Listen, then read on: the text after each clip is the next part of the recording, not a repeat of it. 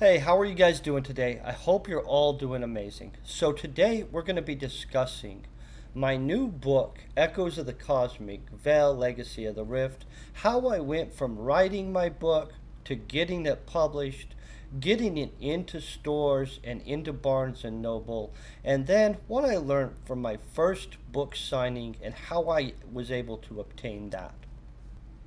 As many of you know, of course, I wrote my book live on YouTube while streaming the entire process.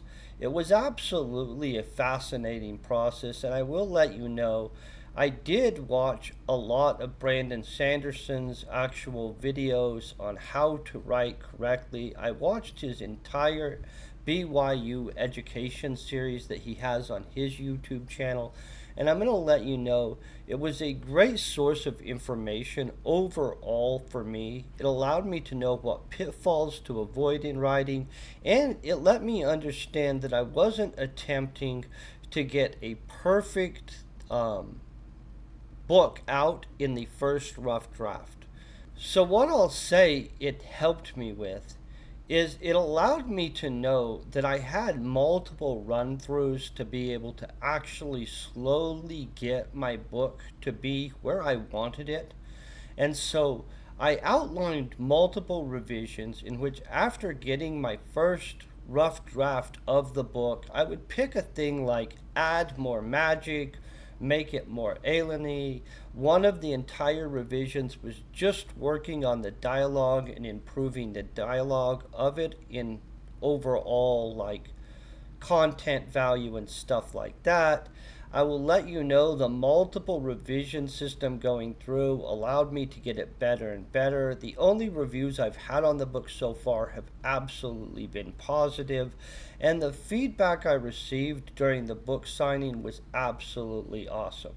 So, if you already understand how you're going to be writing your book and that you have multiple goes at writing a book to be able to get it where you want it, you don't need to publish before you went through it. I actually did 6 revisions on this book, and that allowed me to correct a lot of the errors, improve a lot of things, find things I didn't want in there, and including in one of the revisions, I actually added new characters to the overall book, which was super helpful.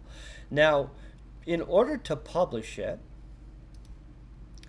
you can go to Barnes and Noble on their site, and you're going to scroll all the way down to the bottom, guys. And you could also reach out to a publisher and stuff like that and publish it through them.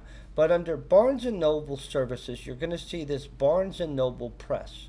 Now, if you click Barnes and Noble Press, it's going to let you get started on creating an account to self-publish your book. You can self-publish through them, which will make it available, of course, on their online platform, just like mine right here is available. And so that was it. The first step is to get it available digitally. Now, the next step I took was to get it into Barnes and Noble and get myself to where I could get a book signing set up. I actually went around to a couple of the bookstores in my area, the smaller ones, talked to them, and was able to get it into 2 smaller bookstores just by visiting with the owners and stuff like that. And then, of course, I went to Barnes and Noble and spoke to the local manager of my Barnes and Noble. Turns out that all Barnes and Nobles have a local author section. I visited with them about being a local author, was able to talk them into bring it into their store, into their local author section, in which it did start getting some sales. And at that time, the manager actually told me, hey, why don't you reach out to us about doing a book signing? We'd like to set one up. So I emailed back and forth for a little bit. They did schedule a book signing.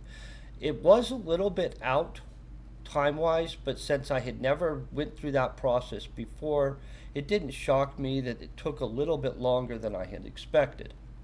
Now, I'm going to tell you, the book signing went considerably well. I sold out of all the copies that they ended up ordering. On top of that, I ended up selling some of a box of 10 that I had ordered through Barnes& and Noble Press for myself to be able to distribute into the local bookstores I had talked into carrying it. I also ended up donating one because I'm a big supporter of local libraries to my local library, in which, of course, then they had to review it, made sure it was edited well, and actually a reasonable story for the library to carry. They did determine it was, and I'm actually as proud of having it carried in a library as having it published. I mean, very excited for the money that the book is bringing in from it being published. And I'm very happy with all the sales I have had because normally your first book doesn't actually do that well because you're an unknown author. Now, one of my advantages that I ended up having in this whole situation is that because of the sum total that the internet knew about my book before it came out, because of the live writing, and because I was YouTubing the entire experience, it did much better than most first books do.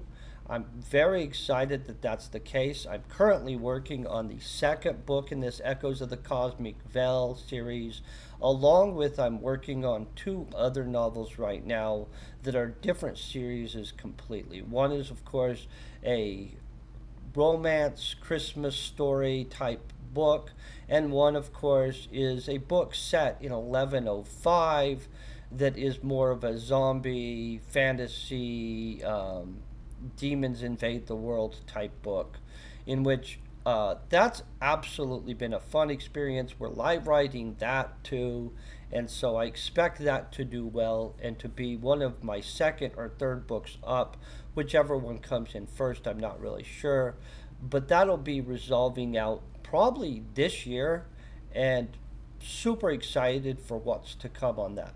Now, when they set me up, they actually did promote the book signing itself. And the book signing was done with this other author, John R. McCoy, who is a former high school administrator who had written the American High School Experience. Honestly, he was a super nice guy. He had a lot of interest in his book. We were at the local Grand Junction Barnes and Noble. Was a good amount of traffic. I got to have a great amount of interactions with the overall people that had already bought my book. I think I had around 20 people that came in who had just bought it online, that just wanted it signed and stuff like that. And then I sold multiple other copies. It was actually the most signing of my signature that I've ever done. I was very excited to autograph things for people, very excited to just be able to have those interactions and visit with people that had read my book about it, get feedback, in which a lot of that is going to help me in the future become a more competent author on the books to come. And so I hope this helps you out in knowing how you can go from the idea of, hey, I'm going to write a book, to how do I get it published, then how do I get it in bookstores, and how do I get my first book signing. In all honesty, guys, it's a big process of don't quit, make corrections, make multiple rounds of corrections. If you don't know where you're going to go in your book, skip over that section, write the next section. Sometimes in writing the next section, you figure out what would get you between those 2 points, and it writes itself. I will let you know that you're not trying to write Shakespeare on the first round through, and you have multiple rounds through to be able to correct it and get it to being the story that you want. I think we all know the first time a story is told, it might be good. The second time it's better, but the 40th time a story has been told, it's usually evolved to a completely different story than what it started at, and is absolutely way better. And it's the exact same thing with writing a book.